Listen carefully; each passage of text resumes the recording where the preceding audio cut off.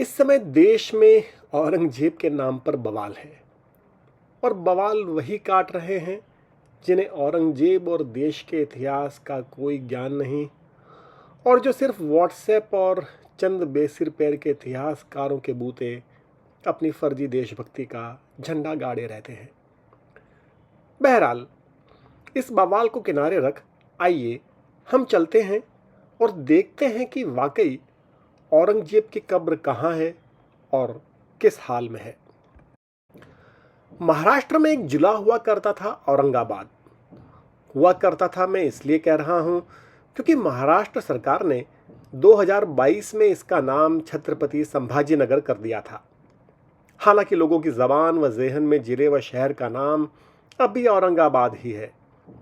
जाहिर है कि औरंगाबाद नाम भी औरंगजेब पर ही पड़ा था। औरंगाबाद कई वजहों से प्रसिद्ध है और घुमक्कड़ों सैलानियों में इसकी खास जगह है क्योंकि यहाँ से होकर आसपास कई जगहों पर जाया जा सकता है। औरंगाबाद में बीबी का मकबरा है जो उनकी बीबी दिलरास बानो बेगम की याद में औरंगजेब के बेटे आजम शाह ने बनवाया था। ताजमहल से मिलता जुलता होने की वजह से इसे दक्कन का ताज भी कहा जाता है।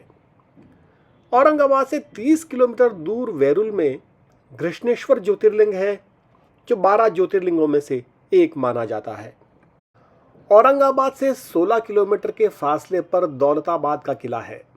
यह किला मुगल काल से पहले का है और आपको याद दिला दूं कि यह वही जगह है जिसे 1327 में मोहम्मद बिन तुगलक ने अपनी राजधानी घोषित करके दिल्ली से समूचा दरबार और आबादी दौलताबाद ले जाने का हुक्म दे डाला था। उसी ने तुगलकी फैसलों की कहावत बना दी थी जो आज तक चल रही है। फिर औरंगाबाद जिन जगहों के लिए देश दुनिया से सैलानी सबसे ज़्यादा आते हैं वह है अजंता व एलोरा की गुफाएं। ये दोनों ही यूनेस्को की विश्व धरोहर की सूची में आती हैं। अजंता की गुफाएं औरंगाबाद से तकरीबन 100 किलोमीटर की दूरी पर हैं। वहीं एलोरा की गुफाएं अलग रास्ते पर लेकिन औरंगाबाद से थोड़ा नज़दीक हैं, महज 30 किलोमीटर की दूरी पर।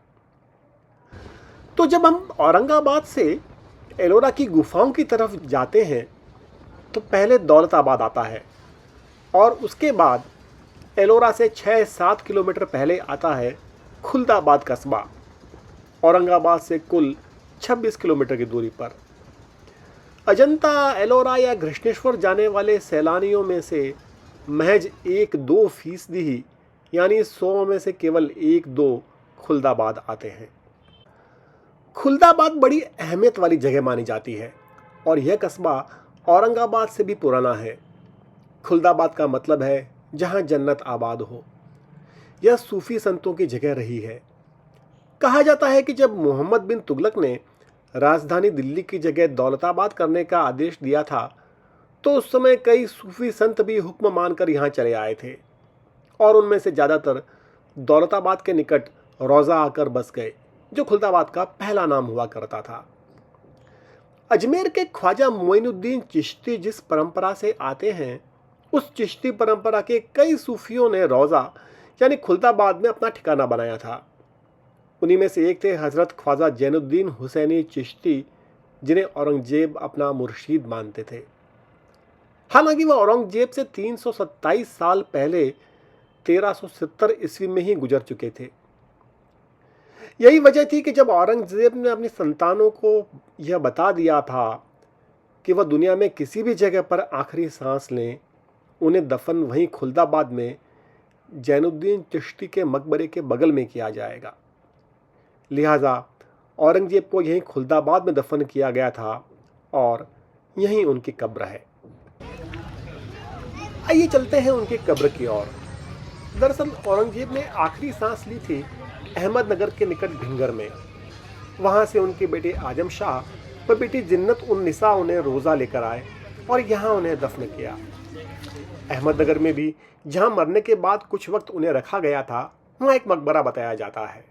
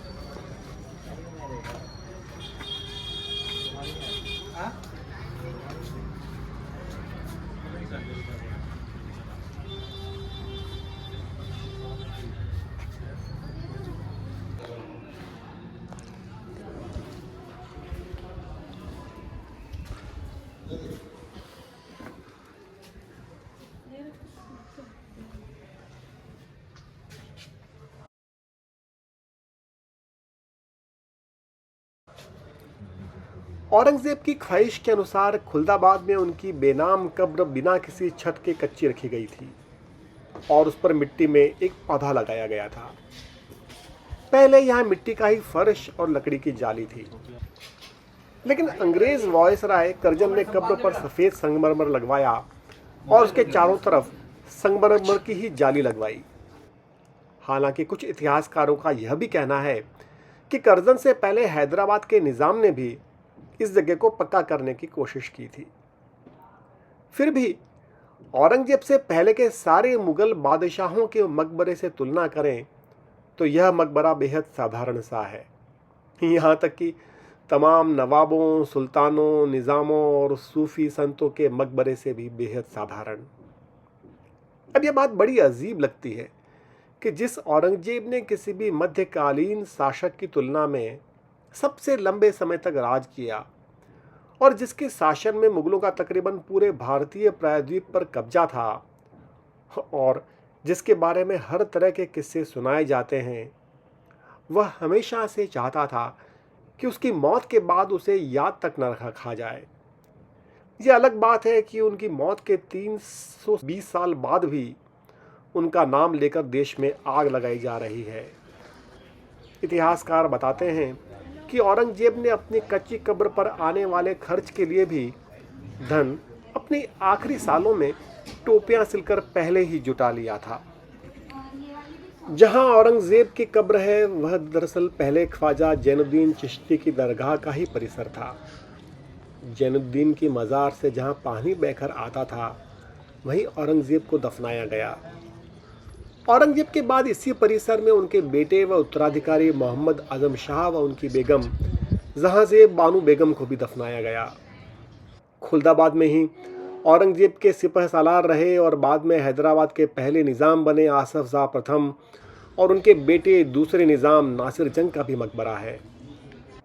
जब आप ख्वाजा जैनुद्दीन चिश्ती की दरगाह और उसमें औरंगजेब की कब्र देखकर बाहर निकलते हैं तो सामने ही सड़क के उस पार ख्वाजा शेख बुरहानुद्दीन गरीब की दरगाह है। बुरहानुद्दीन दरअसल सूफी संत निज़ामुद्दीन औलिया के शिष्य और उत्तराधिकारी थे और जैनुद्दीन चिश्ती के पूर्ववर्ती। इन्हीं के नाम पर बुरहानपुर शहर स्थापित किया गया था। आप चाहें तो अगली बार जब औरंगाबाद जाएं तो खुलदाबाद जा सकते हैं औरंगजेब की कब्र को देखने।